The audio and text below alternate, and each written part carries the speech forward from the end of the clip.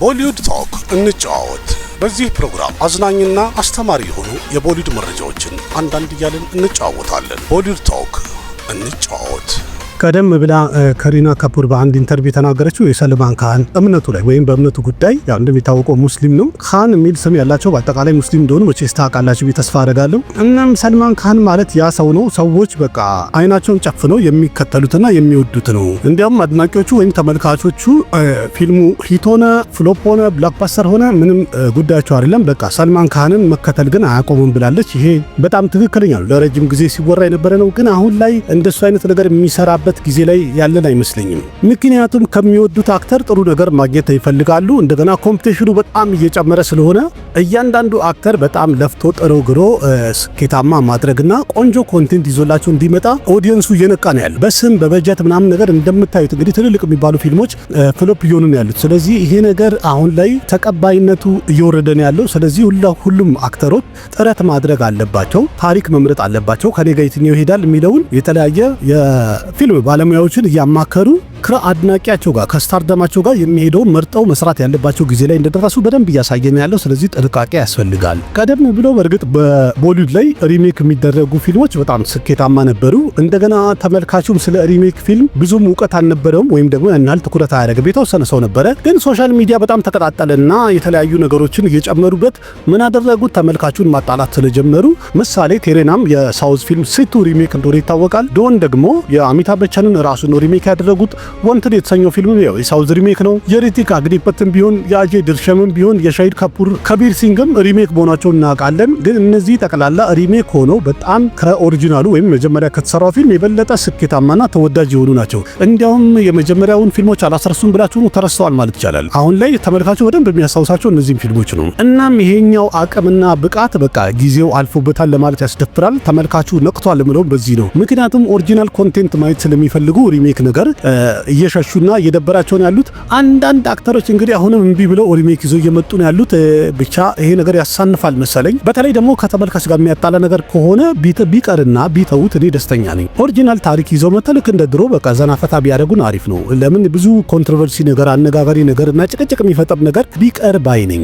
ዛሬ ላይ እንግዲህ ባለ መረጃ ስናየው በፓን ኢንዲያ ዳይሬክተርነታቸው በጣም የሚወደዱት ያው ኤስ ራጃሞሊ አለ፣ ፐርሻንት ኒል አለ፣ ሰንዲፕ ሬዲዋንጋ አለ፣ አትሊ ኩማር አለ። እዚህ ጋር ግን በቃ ከታች ለብቻው አድርገው በቃ እንትን ያሉት በጣም እያሞገሱት ያሉት በአሁኑ ሰዓት ላይ ሪሸፕ ሸቲ ነውና የካንታራ ፊልም ዳይሬክተር በጣም አድንቀውታል፣ ወደውታል። ቆንጆ ስራ ሰርተዋል። ያው ለነሱ ቆንጆ ነው፣ ለኛ እንደ ባዕዳም ልኮ ስለሆነ አይመለከተንም። ግን ፊልምን እንደ ፊልም እናያለን ካልን ኒውትራል ኦዲየንስ ሆነን ፊልምን እንደ ፊልም እንይ ከተባለ ሊገባን ይችላል፣ ልንወደው እንችላለን። ግን በዚህ ደረጃ ከነዚህ ዳይሬክተሮች በለጠ ለማለት እኔ እንጃ አልደፍርም፣ ድፍረቱም የለኝም። እነሱ ግን ደፍረዋል። ምክንያቱም ከነዚህ ዳይሬክተሮች ጋር አሁን የተቀላቀለው ብለው እንግዲህ አስቀምጠውታል። ማንን? ሪሸፕ ሸቲን። እኔ ግን አይመስለኝም። ቆይ እንጂ እኔው እንጂ ከእንደዚህ አይነት ፊልም ይውጣና ራሱን ችሎ ቆንጆ ነገር ልክ እንደነሱ ሰርቶ ያሳየንና ከዛ በኋላ አይሻልም? እንደዚህ በአንድ ጊዜ አንድ ፊልም ስለተመቻቸው ብቻ አንስተው ዘሎ ማስገባት እኔ ትክክል ነው ብዬ አይደለም። ኤስ ራጃሞሊ በብዙ ፊልም ብቃቱን አሳይቶናል። ፐርሻንት ፊልም እንደዛው፣ ሰንዲፕ ሬዲዋንጋም አትሊም እንደዛው። እስቲ ሞክርና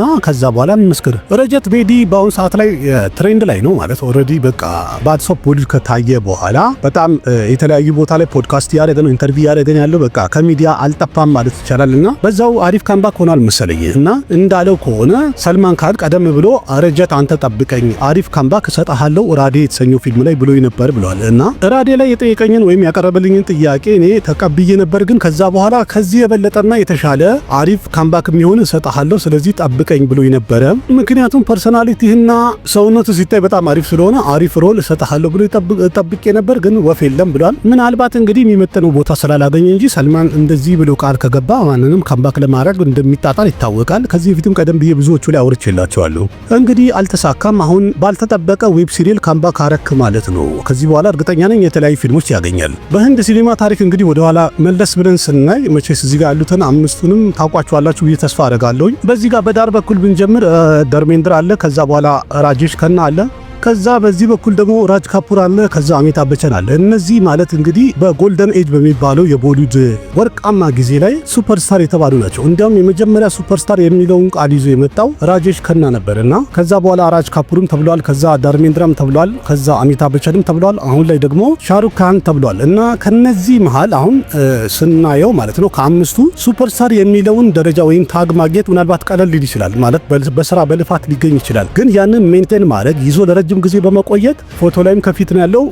በዚህ ጉዳይ ወይም ደግሞ አስጠብቆና አስከብሮ ለረጅም ዓመታት ይዞ በመሄድም ሻሩክ ካን ከፊት ነው ያለው። ምክንያቱም የሌሎቹን የሱፐርስታርነት ደረጃ ብናየው ወይም የቆዩበትን ጊዜ ብናየው እንዲያውም ራጄሽ ከና ብዙ ሜንቴን አላደረገው የሚባለው አላቆየው የሚባለው ከ5 እስከ 7 ዓመት ከቆየ በኋላ ፌል አድርጓል፣ ፌድ አፕ አድርጓል። የዳርሜንድራም የሱፐርስታርነት እድሜው አጠር ያለ ነበረ።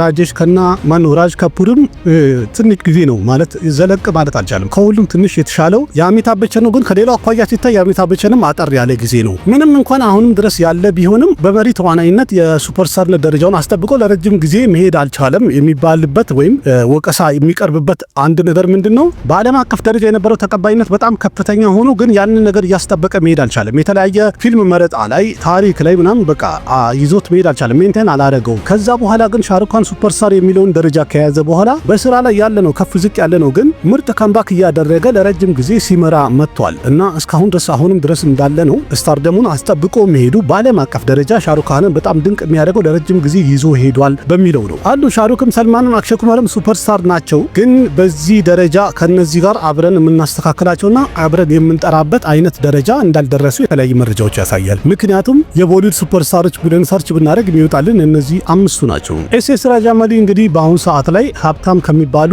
የህንድ ፊልም ዳይሬክተሮች ተርታ አብሮ መግባት ችሏል እና እንደሚታወቀው ከዛ በፊትም በእርግጥ ፊልሞች ነበሩት። ግን ባሁበሊንና ትሪፕል አርን ሁለቱንም ባሁበሊዎችና ትሪፕል አርን ከሰራ በኋላ እንግዲህ ኤስ ራጃመሊ ኔትወርዙ በጣም እንዳደገ የተነገረን ያለው እስከ 330 ከሮር አካባቢ ይደርሳል ተብሏል። እንደገና ደግሞ በቀጣይ ይዞት የሚወጣው SSMB 29 የተሰኘው ከሜሽ ባቡ ጋር የሚሰራው ፊልምም ፕሪያንካ ቾፕራም አብራ መሪ ተዋናይ እንደሆነች የተነገረው ፊልም ማለት ነው $135 ሚሊዮን ወይንም ደግሞ 1188 ከሮር አካባቢ ይወጣበታል የተባለ ፊልም ሆኗል። እንደገና ፊልሙም ለእይታ በሚበቃ ሰዓት ላይ 120 ሀገራት ላይ ለእይታ ስለሚበቃ በጣም ትልቅ ፊልም ነው ተብሎ በጣም እየተጠበቀ ነው ያለው። ስለዚህ እሱ ፊልም ደግሞ ለእይታ ከበቃ በኋላ አሁንም ኔትወርዙ የበለጠ ከፍ ሊል ይችላል ማለት ነው። እንግዲህ በአንድ ጊዜ ዋን ታይም ፔመንት ነው ወይስ ደግሞ በጥቅም ፕሮፊት ሼር ያደርጋል የሚለውም ባናቀም ፕሮፊት ሼር የሚያደርግ ከሆነ በጣም ትርፋማ ይሆናል ማለት ነው። በቀጣይ የሚሰራቸው ስራዎች ላይ ፕሮፊት ሼር የሚያደርግ ቢሆን በጣም ያዋጣዋል። የሻሩክ ካን ቀጣይ ፊልሙ ኪንግ የተሰኘው እንግዲህ ሁላችንም ያለ ትዕግስት በጉጉት እየጠበቅን ያለነው አሁን ላይ በወጣ መረጃ እንደተነገረው ከሆነ ምናልባት እርግጠኛ አይደለም፣ ኦፊሻል አይደለም፣ ከፊልሙ ጋር የተያዘ የሆነ ግሊፕስ ወይም ጨረፍታ ቪዲዮ አናውንስመንት ወይም ቲዘር ነገር ኖቬምበር 2 ላይ ለእይታ ይበቃል ወይም ይለቀቃል የሚል ግምት አለ። ምክንያቱም እንደሚታወቀው የህንድ አክተሮች ልደታቸው በሚያከብሩ ሰዓት ላይ በሰዓቱ ወይም በቀጣይ የሰሩት ያሉት ፊልም የሆነ ነገር ብቻ ይታያል አይደለ? በዛ የተነሳ ኪንግ የተሰኘው ፊልም የሆነ አናውንስመንት ቪዲዮ ነገር ምናምን እንጠብቃለን ኖቬምበር 2 ላይ ብለዋል። እንግዲህ በቀጣይ ኖቬምበር 2 ላይ ሻሩክ ካን 60ኛ ዓመቱን ይደፍናል ማለት ነው። ግን አይመስልም አይደለ? ይህን ድምጽ ቀዳ እንግዲህ ኦክቶበር 14 ላይ ነው እየቀዳ ያለውትኝ። ይህም ማለት በቀጣይ ወር ኦልሬዲ 17 ቀን ምናምን አካባቢ ቀረው ማለት ነው። ከ20 ቀን በታች ቀረው ልደቱ ሊከበር ማለት ነው። ያው ግርግሩ እንግዲህ ሊበዛ ነው፣ በሩ ላይ ምናምን በጣም ሊቀወጥ ነው ማለት ነው። በነገራችን ላይ ይሄ ልደቱ በሚያከብር ሰዓት ላይ በረንዳ ላይ ወጥቶ ሰላም የሚልበት ነገር ለህንድ ራሱ የቱሪዝም አንድ ምንጭ ሆኗል፣ መነት ላይ ማለት ነው። ኦልሬዲ መነትን ለመጎብኘት በዓለም አቀፍ ደረጃ የተለያዩ ሰዎች ወደ ህንድ ጉብኝት ስለሚያደርጉ በተለይ ደግሞ የልደቱ ቀን ላይ እሱ በረንዳ ላይ ወጥቶ ሰላም ሲል ለማየት ብቻ በጣም ብዙ ሰው ወደ ሙምባይ እንደሚመጣ በዓለም አቀፍ ደረጃ እየተገለጸ ነው ያለው እና በጣም የሚገርም ነው። እንግዲህ በፊልም ብቻ እንደዚህ አንድ ቱሪስት ስፖት አድርጎታል ቦታውን ወይም ቤቱን ማለት ነው። እንደ ታሪካዊ ቅርስ የሚጎበኝ ያደረገው እኮ ይሁን። እስቲ እንግዲህ ከወዲሁ እኛ መልካም ልደት ብለን እንመኛለን። በእለቱ ደግሞ የሆነ ዝግጅት ቢኖር ደስ ይለኛል። ባለፈው አክብረን ነበረ፣ ማይረሳ ምርጥ ፕሮግራም ነበር፣ አረሰውም። አሚታብ በቸንም ቢሆን ያው ኦክቶበር 11 1942 ነበር የተወለደውና ከ3 ቀን በፊት ማለት ነው ልደቱን አክብሮ ነበርና አንድ የሚሉት ቃል አለና ብዙ ጊዜ ተሰሙት ይሆናል። ሰቢኪ መሃናየክ አሚታብ በቸን ብለው ነው የሚጠሩት። አሚታብ በቸን ብቻ ብሎ አይጠሩትም። እና ይህ ቃል ማለት ሰቢኪ መሃናየክ ማለት የሁሉም ድንቁና ምርጡ ተዋናይ ማለት ነውና በጣም ስለሚወዱትና ስለሚያከብሩት እንግዲህ ይህንን የክብር ስም ሰጥተውታል። ቢግ ቢ ከሚለው በተጨማሪ ማለት ነው። ይሄ በጣም በተለይ በጊዜው አሚታብ በቸን ማለት ስታርደሙ በጣም ከፍተኛ ነበር። ኢቭን የሆነ ሰዓት ላይ እንደሚታወቀው ኩል የተሰኘ ፊልም በሚሰራ ሰዓት ላይ ጣፊያው ፈንድቶ ጣፊያ ላይ የሆነ ጉዳት ነበረበት ብቻ ፈንድቶ ለኦፕራሲዮን ማን ነገር በገባ ሰዓት ላይ በሚሊዮን የሚቆጠር የማይቆጠር ሰው ሆስፒታሉን ከቦት በጣም ጸሎት ሲያደርግ ነበር። ይሄው ታሪኩ ላይ አቅርቤያለሁ በነገራችን ላይ። ብቻ በአጠቃላዩ የዛ ሰዓት ላይ ሕክምናውን ከጨረሰ በኋላ ከፊልሙ ዓለም ራቅ ብሎ ነበርና ኢቭን የአሚታብ በቸን ስታርደም አንደኛ ወደ ኋላ አደረገ ገደለ የሚባልበት ትልቁ ክስተት ያ ነውና ምንድነው በዛ ሰዓት ላይ ለ7 ዓመት ከፊልም ኢንዱስትሪ ርቆ ነበርና በዛ ሰዓት ላይ አንድ ሙዚቃ ይዘፈን ነበር እና እሷም ባጭሩ በነገራችሁ ፊልሚ ዱንያ ካ ታይም ሄ ከራብ ኪውኪ ወሃፒ ነህ ይሄ አሚታብ ይላሉና ማለት የፊልሙ ዓለም ጊዜው ተበላሽቷል ምክንያቱም አሚታብ ስለሌለ ብለው ይዘፍኑ ነበርና በጣም ስለሚወዱት ማለት ነው። በዛ ሰዓትም ልክ አሁን እንደምናየው ቦሊውድ ላይ ነገሮች ትንሽ ያንገጫገጩ ስለነበረ አሚታብ ስለሌለ ነው ሲባል ነበር ለማለት ነው። ለማንኛውም መልካም ልደት። ወደፊትም እንግዲህ እንደዚሁ ያዝናናህን በጥሩ እንደምትሄድ ተስፋ እናደርጋለን። አሚታብ በቸን እንግዲህ አሁንም ማንኛውም ፊልም ላይ ሲገባ በጣም ያምራል። ፊልሙን የመቀየር አቅም አለው፣ በጣም ብቃት አለው። እንደሚታወቀው እንግዲህ 1000 ከሮር እያልን ለረጅም ጊዜ ስንጮህና እንትን ይገባል ስንል ነበረ። በ2025 አንዱንም እንኳን ሳናይ ሊያልፈን ነው ማለት ነው። 1000 ከሮር የሚለው ነገር በቃ ለመጨረሻ ጊዜ ያየነው ቀደም ብለን ነው እንጂ አሁን በዚህ ዓመት አላየንም። አሁን ደግሞ ምን ይዘውብን መጡ አትሉም? 2000 ከሮር የሚገባ የትኛው ፊልም ነው እያሉ ነው። እስካሁን ድረስ 2000 ከሮር የገባ አንድ ፊልም ያለው እሱም ደንገል ነው በዓለም አቀፍ ደረጃ ማለት ነው። እዚህ ጋር ያስቀመጡት እንግዲህ አንደኛ ላይ ራማይናን ያለው፣ ሁለተኛው ደግሞ የአትሌት ኩማርና የአሉ አርጁን ቀጣይ ፊልማቸው እሱ ሊገባ ይችላል እያሉ ነው። ከዛ ደግሞ የያሽ ቶክሲክን ብለዋል። ከዛ ኤስኤስኤምቢ 29 ያው ቫራንሲ ይሆናል ብለው ርዕሱ እርግጠኛ ሆኖ ካሁኑ ቫራንሲ ያደረጉት ነው ያሉት እና 2000 ከሮር ይገባሉ ብላችሁ ነው እናንተ ምን ትላላችሁ? እስቲ ከነዚህ መሃል የሚገባ አለ? ራማይና ምናልባት እንግዲህ በጣም ከእምነታቸው ጋር የሚያዝ ስለሆነና በጀቱ በጣም ከፍተኛ እንደሆነ ምናምን ስለተወራ የፊልሙ ቪኤፍኤክስ ያበደ ይሆናል። እንደገና ሃይማኖታዊ ይዘት ስላለው በአሁኑ ሰዓት ላይ የሂንዱ እምነት ላይ የሚያጠነጥኑ ፊልሞች እንዳለ ስኬታማ ይሆን ያሉት አኒሜሽን እንኳን ሰርተው በጣም ስኬታማ ሆኗል። ስለዚህ በዛ ደረጃ ደግሞ እንደዚህ ጽድት ያለ በሰው ደግሞ ከተሰራ አሪፍ ቪኤፍኤክስ ምናምን ተጠቅመው ከሰሩት ይሄን ያህል በጀት አውጥተው በትክክል ፊልሙ ላይ ታሪኩ ምናምን ነገር ምርጥ ከሆነ እርግጠኛ ነኝ ይሄ 2000 ከሮር ሊገባ ይችላል ብዬ የማስበው ራማይናን ነው። ምክንያቱም ሃይማኖታዊ ይዘት የሰው ድክመቱ ነውና እነሱ ደግሞ ዘማህበረት ምናምን የሚሰኘው አኒሜሽን ፊልማቸው ስቲል አሁንም ድረስ ያዩታል። ታምናላችሁ? በልጅነታቸው ያዩትን አኒሜሽን ፊልም አሁንም ያዩታል። ኢቭን እሱን እንትን ለማለት ያንን ነገር በፊልም ለመቀየር በጣም ብዙ ዳይሬክተሮች እየተጣጣሩ ነው ያሉት በአሁኑ ሰዓት ላይ። እንግዲህ ኒቴሽ ቲዋሪ ተሳክቶለት በዚህ ራማይና በተሰኘው ፊልም በሁለት ክፍል ይዞት ስለሚወጣ ምናልባት ሊሳካ ይችላል። የቶክሲክና ኤስኤስኤምቢ 29 ነገር ምንም እርግጠኛ አያደርገኝም። የአትሌት ኩማርና የአሉ አርጁንም ምናልባት 1500 ምናምን ከገቡ እነሱ ቆንጆ ነው። 2000 እንኳን ደፍሬ አልልም። ጭራሽ እኔ 1000 እየፈራሁ ያለሁበት ሰዓት ነው። 2000 ሊያስብሉኝ ነው እንዴ? ኧረ ይቅርብኝ። እናንተ ገምቱ። የሰልማን ካን ባትል ኦፍ ገልባን የሚለው ቀጣይ ፊልሙ እንደሚታወቀው በጣም በጉጉት የሚጠበቅ ፊልም ነው። እናም ለዳክ የሚባለው አካባቢ ላይ የነበረ ሪሎኬሽን ላይ የነበረውን ቀረጻ እንዳለ እንደጨረሰ ተነግሯል። ስለዚህ አሁን ቀጣይ ሁለተኛ ስኬጁሉን ሊያደርግ ወይም ቀረጻውን ሊያደርግ እንግዲህ ወደ ሙምባይ እንደሚያደርግ ተነግሯል ወይም ደግሞ የሚያደርገው። ስለዚህ የፊልሙን ቀጣይ ቻፕተር ቀረጻ በትናንትናው ዕለት በጀመሩ ሰዓት ላይ የተለመደውን የተለያየ የጸሎት ፕሮግራም ያደርጋሉ ሲጀምሩ እና ያንን የጸሎት ፕሮግራም አድርገው ሙምባይ ውስጥ ቀረጻ እንደጀመሩ አናውንስ ያደረጉበትን ዜና የሚያሳይ ነው እና ባትል ኦፍ ገልባንም የሰልማን እንግዲህ በጣም የሚጠበቅ ፊልም ነው። በቀጣይ በዚህ ፊልም ላይ እርግጠኛ ነኝ ሰልማን ካን በጣም ቅውጥ አድርጎ እንደገና ምርጥ ካምባክ እንደሚያደርግ ምርጥ ትወናውን እንደሚያሳየን ያ ቀደም ብሎ የለመድናቸውን እስከ በጀረንጊ ድረስ የነበረውን ከወንትድ እስከ በጀረንጊ ድረስ የነበረውን ፈርታውን ብላክባስተር የሆኑ ፊልሞችን ያሳየን ሰልማን ካን በድጋሚ በዚህ ፊልም ይመለሳል ብዬ ተስፋ አደርጋለሁ። ምክንያቱም ይሄ ፊልም ከቀረበለት ብዙ ጥያቄዎች አቅርቤ ነበር ቶፋይስ ላይ እና አይታችኋል። ከቀረበለት ብዙ ጥያቄዎች መሃል እነዚህን ማነው ይሄንን ፊልም ሌሎቹን ሪጀክት አድርጎ ይሄን ፊልም የመረጠበት የራሱ ምክንያት አለው። የተለያየ ጥናት ካደረገ በኋላ ከብሶቹ ጋር ከተማከረ በኋላ ዳይሬክተር አላየም፣ በጀት አላየም፣ ታሪክ ነው ያየው። ስለዚህ ታሪኩ በጣም የመሰጠው ባትል ኦፍ ገልባን ስለሆነ እነዛ አራት ዳይሬክተሮቹም ሆነ አራቱም ፊልሞችን ሪጀክት አድርጎ ባትል ኦፍ ገልባን የመረጠበት ዋና ምክንያት ያገኘበት ወይም የታየበት ያየው ቆንጆ ነገር ስላለ ያን ነገር በትክክል ከሰራበትና በትክክል ጥረት ካደረገ ስኬታማ ይሆናል ብዬ በጣም በጉጉት የምጠብቀው ፊልም ነው። ደሞም ይሆናል እርግጠኛ ነኝ። ካንታራ ቻፕተር 1 በአሁኑ ሰዓት ላይ በጣም እየተወራለት ነው ያለው። ገና እናወራለን። በዚህ በቦሊውድ ቶክ እንቀጥላለን እና ናሽናል አዋርድ ይገባዋል ሪሼፕ ሸቲ እያሉ ነው ያሉት። በጣም ወደውታል ፊልሙን። በቃ በአጠቃላይ ማለት ይቻላል የተወሰነ አነጋጋሪ ነገር አለ፣ የታማበት ምናምን የተወቀሰበት ነገር አለ። ግን ከዛ ሁሉ ነገር ይሄንን እዩ ማንነታችንን ገልጿል፣ ባህላችንን አሳይቷል ምናምን ነገር የምትል ጥሩ ነገር እየመከሩ ስለሆነ አንዳንድ የፖለቲካና የንጉሶችን ነገር መሳደቡ ምናምን ነገር ያልተመቻቸው ሰዎች እንዳሉ እየተነገረን ያለው ግን በአጠቃላዩ ተወዷል ፊልሙ። ስለዚህ ናሽናል አዋርድ ይገባዋል እያሉ በጣም ብዙዎቹ እያወሩ ነው ያሉት። ሻሩክ ካን እንግዲህ ፈረንሳይ ውስጥም የወርቅ ሳንቲም ላይ ስሙንና ምስሉን አትመው በድጋሚ ሙዚየም ውስጥ እንዳስገቡ እየተነገረን ያለው። ባለፈው አቅርቤ ነበረ፣ ሌላ አገር ላይ አቅርበው እንደዚህ አድርገው ነበረ። እናም የተለያየ አገራት ሙዚየም ላይ እያስገቡ ነው ያሉት። ምክንያቱም የአድናቂዎቹ ብዛት ያሉበት አገራት ላይ እንግዲህ ሙዚየሞቹ የጎብኚ ቁጥር ከፍተኛ እንዲሆን በሚል ይመስለኛል። እና በእርግጥ የሰራውም ስራ እንደዚህ ክብር እንዲሰጡት የሚያስገድድ ነው። ስለዚህ ይሄ በጣም የሚያኮራ ነው። ምክንያቱም የመጀመሪያው የህንድ አክተር አስብሎታል። በፓሪስ ሙዚየም የወርቅ ሳንቲም ላይ ስሙ ተቀርጾ እንዲቀመጥ የቻለ የመጀመሪያው የህንድ አክተር አስብሎታል። ይሄ በራሱ በጣም ትልቅ ነው። ከዚህ በኋላ ሌሎች ሊመጡ ይችላሉ፣ ግን እስካሁን የመጀመሪያ መባል በራሱ አንድ ታሪክ ነው አይደለ? ታሪክ ተቀምጧል ማለት ነው። ይህን አክተር መቼስ እናውቀዋለን። የተለያየ ፊልም ላይ ምንም እንኳን በሰፖርቲንግ ሮል ብናየውም አይተነው ልብ ብለን ይሆናል። በተለይ መርጃባ የሚለው ፊልም ላይ በደንብ እናስታውሰዋለን። ቪሬንደር ሲንግ ሆማን ይባላል። እናም አሁን እንግዲህ አርአይፒ ያሉ ነው፣ አርፏል ማለት ነው። ይሄ ነገር የልብ ድካም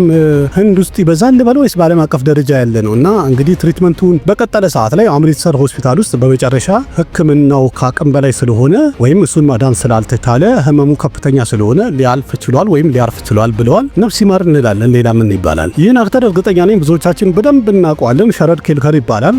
በተለይ የድምፁ እኔ አድናቂ ነኝ። በጣም የሚገርም ድምፅ አለው እና እንዲያውም ከሚተውን የበለጠ በድምፅ የተለያዩ ፊልሞችን ደብ ሲያደርግ በጣም ይመስጣልና በእርግጥ በትወና ምንም የሚታማ ነገር የለውም። እንዲያውም እዚህ ጋር የሚለው ምንድነው ምንም የመሪ ተዋናይነት ቦታ ምናምን ነገር አይፈልግም። አንድ ፊልም ላይ አንድ ሲን ከሰጠኸው ፊልሙ ላይ ከሁሉም የበለጠ ጎልቶ የሚታየውና የሱ ፊልም የሚመስለው እሱ ነው ብሎ ነው እንግዲህ ይሄ ልደቱን ባከበረ ሰዓት ላይ መልካም ልደት ብለው ያወጡት ፖስት ላይ ነው። እና በጣም ብቃት ያለውና ሁለገብ አክተር ነው። በጣም አስደናቂ አክተር ነው። እርግጠኛ ነኝ ምናልባት እንኳን ካልሰማችሁት በጣም የሚታወቀውና ብዙ ሰው ያየው ባሁበሊ ላይ የፕረባስ ድምጽ የነበረው የሸረድ ኬልከር ነው እና በጣም ይችላል። የተለያዩ ፊልሞች ላይ እንደዚህ በዳቢንግ ድምጽ ሲገባ ልክ ፑሽፓ ላይ እንትና ማነው ሽሬስተር ፐሬ የሱ ድምጽ ፊልሙን በጣም ስኬታማ ለማድረግ አስተዋጽኦ አድርጓል እንደተባለው ሁሉ ባሁበሊም ፊልም በሂንዲ ስኬታማ ለመሆኑ ትልቁ አስተዋጽኦ ያደረገው ሸረድ ኬልከር ነው። ምክንያቱም ፊልም ላይ ዳያሎግ ዲሊቨሪ በጣም ወሳኝነት አለው።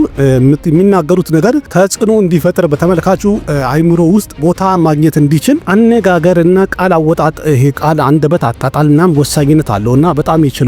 ስለዚህ ፊልሞችን ያሳምራል በጣም በተለይ ዳቢንግ ላይ በጣም ወደዋለሁ። ትወና ምንም ነገር አይወጣለትም፣ በጣም ይችላል። ግን ከትወና የበለጠ በጣም ወድጄ ከተለያዩ ካራክተሮች ጋር ማች ስለሚያደርግ ብቻ ድምፁ በጣም ይመቸኛል ለማለት ነው። አይችልም ሳይሆን ይችላል በጣም። አንዳንድ ጊዜ ሽልማት ላይ በእርግጥ እንደዚህ አዋርድ ፕሮግራም ላይ ሁሉንም ማስደሰት ይቻላል ባይባልም ግን አንዳንዴ ጥሩ ነገር ይሰራሉ፣ በተቃራኒው ደግሞ ጎን ለጎን ስህተትም ይታያል። ምሳሌ አሁን እዚህ ጋር ራጅ ኩማራው ቤስት አክተር አዋርድ አይደለም የሸለሙት፣ ቤስት አክተር ፎር ክሪቲክስ አዋርድ ነው የተሸለመው። እሱም ሽሪካንት ቦላን የሱን ታሪክ የተወነው ባዮፒክ ይዘት ያለው ቆንጆ ፊልም ነበርና ይገባዋል በዚህ ፊልም። በሌላ በኩል ደግሞ አሊያ ባት ቤስት አክትረስ አዋርድ የተሸለመችው በሴት መሪ ተዋናይ ማለት ነው ጂግራ የተሰኘው ፊልም ላይ ላሳየችው ትወና ነው። ይሄ በጣም ተመልካችን አስቆጥቷል። እንዴት ይገባታል ምናምን ነገር ያሉ ነው። ብቻ በፊልሙ ላይ የነበራት ትወና ቆንጆ ነበረ፣ ግን ፊልሙ ፍሎፕ ስለሆነ ብቻ አይገባትም ለማለት እንኳን አልደፍርም እኔ።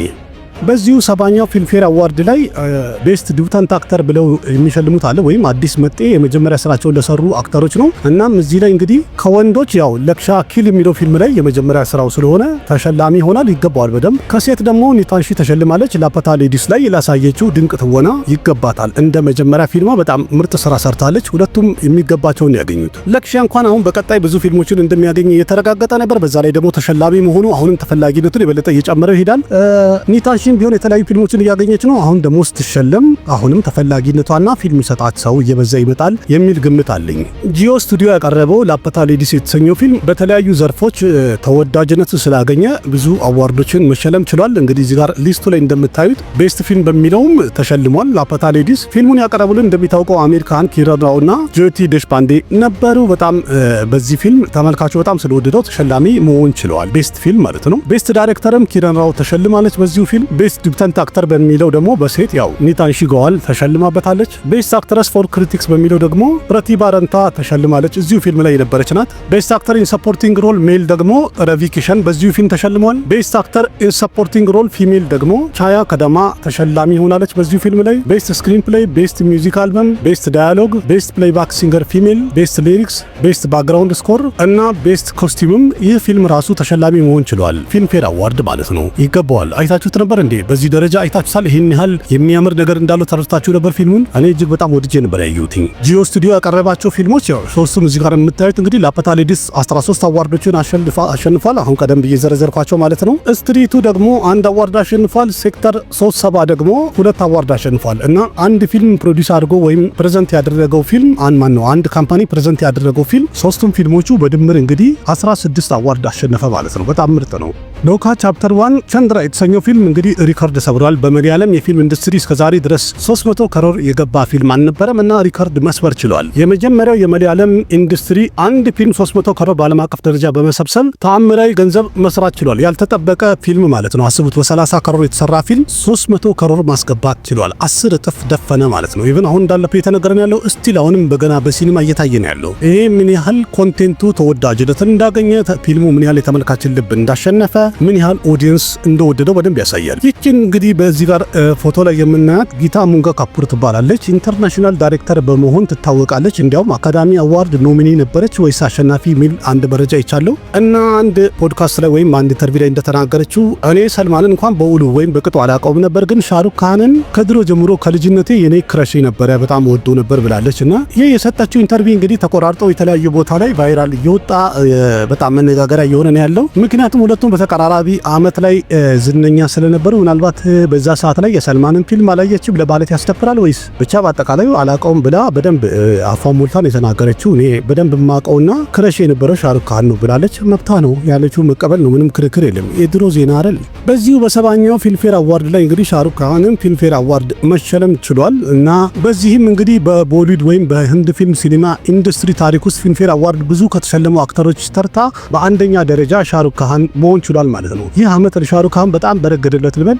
እስከ ዛሬ ድረስ የለፋው ልፋት እያፈራ ነው። ናሽናል አዋርድ ተሸለመ፣ ፐድማንሽሪ አዋርድ ተሸለመ በዚህ አመት ማለት ነው። የሀብት መጠኑ በጣም ጨምሮ እንግዲህ በዓለም አቀፍ ደረጃ በአንደኛ ደረጃ ላይ መቀመጥ ቻለ። እንደገና ደግሞ ፊልምፌር አዋርድ ደግሞ ሸለሙትና ድሊፕ ኩማርና ሻሩክ ካን ሁለቱም አዋርድ 14 አዋርድ ነበራቸው። አሁን 15 በመድረስ እንግዲህ ሻሩክ ካን አልፎ ሄደ ማለት። በአጠቃላይ ግን 14 ነበር፣ 15ኛ ተሸለመ ማለት ነው። ቤስት አክተር አዋርድ ደግሞ 7 ነበራቸው ድሊፕ ኩማርና ሻሩክ ካን። የህንድ ፊልም ሲኒማን ወይም ቦሊውድን እንደ አገር ወዳድ ወይም ደግሞ እንደሚባለው ይሄ የአገር ፍቅር ስሜት በመቀስቀስ ለአንድ ህንዳዊ በጣም ከፍተኛ ስሜት ይሰጣሉ ከሚባሉ ፊልሞች መሃል እንግዲህ በጣም ሪማርኬብል የሚባሉ ናቸው እነዚህ። ምክንያቱም ቸክ ዴ ኢንዲያ በሆኪ ታሪክ ላይ ያጠንጥን እንጂ ግን የፊልሙ ዋና ኮንሰፕት ህንድን አጉልቶ የሚያሳይ ነውና የዚህ ፊልም እያንዳንዱ ዳያሎጉና በተለይ ደግሞ አጨራረሱ በዛ ላይ ሙዚቃው አሁንም ድረስ እንደ ማነቃቂያ የተለያዩ ስፖርታዊ ክንውኖች ላይ የሚሰማ ምርጥ ሙዚቃ ሊሰጥ ችሏል። ቸክ ዴ ኢንዲያ የምትለው ሙዚቃ ማለት ነው። ልክ አንበሳ ቀነኒሳ የሚለው ሙዚቃ እንዴት ነው ትንሽ አይነጣችሁም?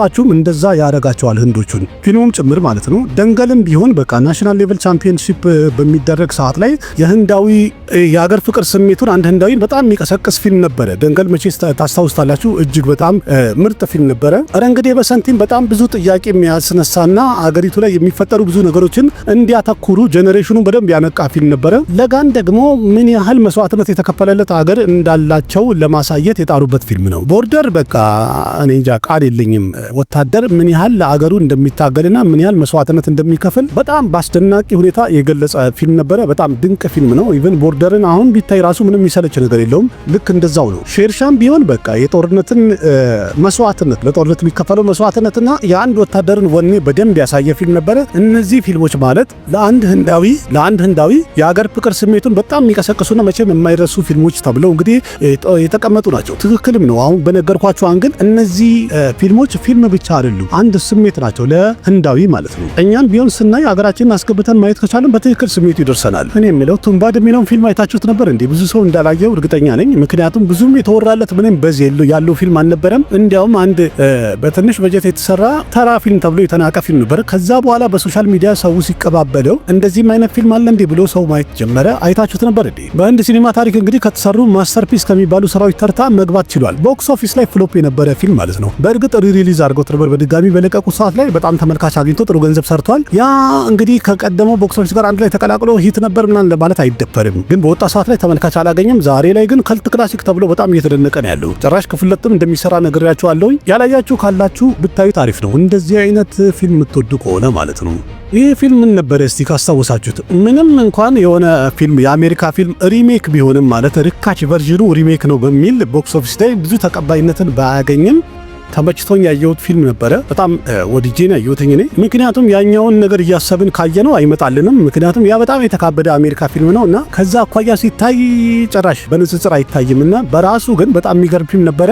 ከቆይታ በኋላ ተወዳጅነትን አግኝቷል ማለት በተመልካቹ ማለት ነው። ሲኒማ ላይ በነበረ ሰዓት ግን ፍሎፕ የሆነ ፊልም ነውና እንዴት አይታችሁታል? ምን ነበር ርዕሱ? ካስታውሳችሁ እስቲ ርዕሱን ጻፉት። ሻሩክና ካጂል እንግዲህ ከረጅም ጊዜ በኋላ በአሁኑ 70ኛው ፊልም ፌር አዋርድ ላይ አንድ ላይ ልናያቸው ችለናል። በጣም አሪፍ ፐርፎርም አድርገዋል። ጥሩ ነገር አሳይተውናል። በጣም ደስ ይላል። እናም ሁለቱም ተሸላሚ ነበሩና ወደ ኋላ እንግዲህ ሁለቱን አንድ ላይ ማየት ስለሚያስደስት ድሮና ዘንድሮ እያሉ በጣም ብዙ ፖስት እያሳዩን ያሉት በጣም ደስ ይላል።